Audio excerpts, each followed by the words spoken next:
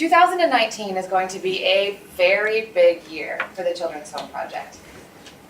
At the end of April, instead of Proniño simply being a children's home in Honduras that we partner with, it will become our very own home when Haley, who you'll be hearing from next, takes over as the director. We've been involved with this home since 2010, and I've spent a lot of time recently looking back to those first few years and just marveling at what has become the slow work of God. This has been an amazing journey of learning and of growth and of blessing. And I am just absolutely amazed as we are in this process of making Proniño our own at the continued support by all of you year after year after year.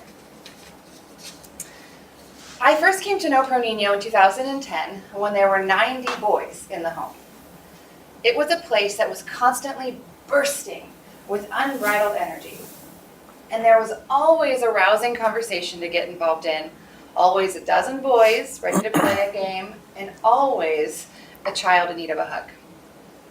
And it felt so good to know that the home was big enough that there was always space for a new child in need. And every time I arrived in the country, there would be a handful of new kids to meet and new hopes and dreams to develop.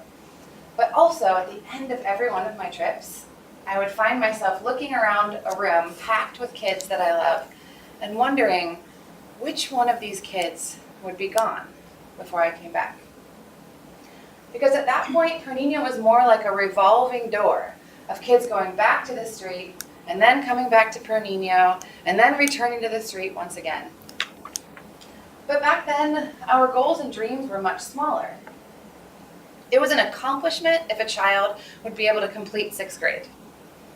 And for a lot of the kids, our biggest hopes were that they'd become adults and didn't use drugs, or that they would be able to defy the odds and get a job, regardless of the outrageously high unemployment rate in Honduras.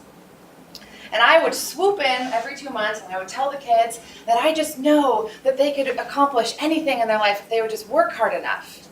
But the reality is that they had so few examples in their life of any child doing it. So Proniño and the Children's Home Project would work constantly to provide what they needed in food and in shelter and in access to medical care and education. And for some kids that was good enough, but for a lot of kids it wasn't. I first came to know Proniño through a child named Richard. I met him while he was living in a government-run children's home called Nueva Esperanza. And his 10-year-old life was filled every day to the brim with fear and bullying and injustice and pain. And my husband Sean and I sat with him one day after 4 boys had carried him up the stairs as he violently struggled against them. And he sobbed and he said over and over again, "I don't want to be here. I want my mommy. And God, please help me." And I had heard about pain like this in books and in movies. But to have this living and breathing child in front of me and knowing the amount of pain that he was going through just changed the trajectory of my life. I had no idea what to do or how to help him, but I knew that I could not just look at him and say, "Good luck, bud. I'm going to go back to my normal life now." Witnessing the level of his suffering was like taking his pain and putting that responsibility to do something about it onto my shoulders. And I immediately started emailing children's homes in the area in Honduras, privately run, to see if they would accept him into their home. 2 months later, Proniño responded and said, "Yeah, he actually used to be with us, and we would love to have him back." So my prayers had been answered. His suffering was about to end, and I, of course, was able to just sit back and wait for our fairy tale ending. Sadly, that ending never came. Richard was one of the boys that at the end of my trips, my eyes would land upon him, and I would just beg God that he would be here. He would still be in Proniño when I returned. And sometimes he was, but more often than not, he wasn't. The demons in this child's past were fierce. And the chaos of living with 89 other kids meant that at the first sign of discord, the first hint of boredom, or another child promising friendship if he would just run away with him, meant that Richard was living in this constant state of instability. And as he got older, the time that he spent living on the street became longer than the stretches of time that he was living in Proniño, until that final day came that he ran away for the last time. Roughly a year later, Richard was killed on the streets of San Pedro. And I wouldn't even find out about his death until a year after it had happened. I have no idea when he died. I have no idea how he died, and I have no idea where he was buried. And all of that not knowing haunts me to this day. Instead of him one day standing up here next to me, telling all of you about all that he has overcome in his life, which has always been my dream, his life was violently taken from him while he was a child. So as we're in this process of taking over Proniño, he has often been on my mind. Now, instead of 90 boys, we have 32 boys and girls. And when this change first started happening, I honestly struggled with it. The property started feeling empty and lonely, and there was this fear in the recesses of my mind that we were about to fail, that the home was going to close. But then I started realizing at the end of last year that I was no longer scanning the crowd of kids before I left, wondering who would be gone. I no longer receive an email every week of which kids have run away and which kids have come back, because the kids are now stable.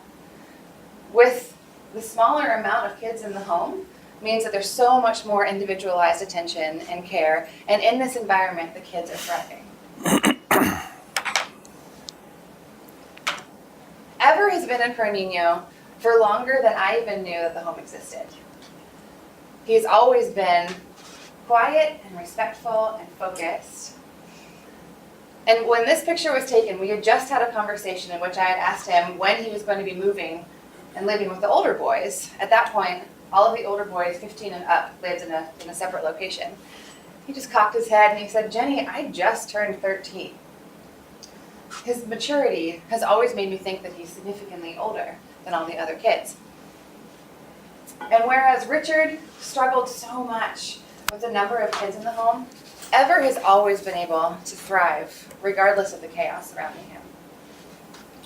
And last month, he started his first year in studying at a private university, and he's studying architecture.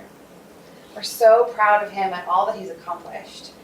But at the same time, he's a kid that we always knew was college bound. But Santos and Nunez, who are on either side of him in this picture, are a different story. It was only about a year and a half ago that they even started talking about college. As the number of kids decreased in the home, their ability to share their hopes and dreams with us increased, as did our ability to provide them a path. These three boys are now living in an apartment on their own. They are employees of the Children's Home Project, and by next year, all three of them will be in college.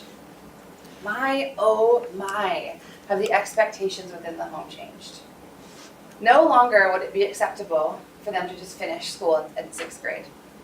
And to have not one, not two, but 3 kids enter college in the same year is nothing short of astounding. Now the goal for all of the boys and girls in the home is that they either graduate high school with a trade or that they'll continue on to college. Which means that now our youngest kids are seeing the oldest ones they look up to making an exceptional path for the future outside of Proniño. They now know that they can accomplish these things. It's not just some crazy gringa telling them that they can accomplish their goals. In 2010, kids never talked about going to college. And now it's something that we talk about on an almost daily basis. I often wonder where Richard would be if he's able to be in the Proniño today as opposed to the one in 2010. But regardless, I'm so honored that I was able to be part of this transformation. And I'm excited to walk with the kids into their future.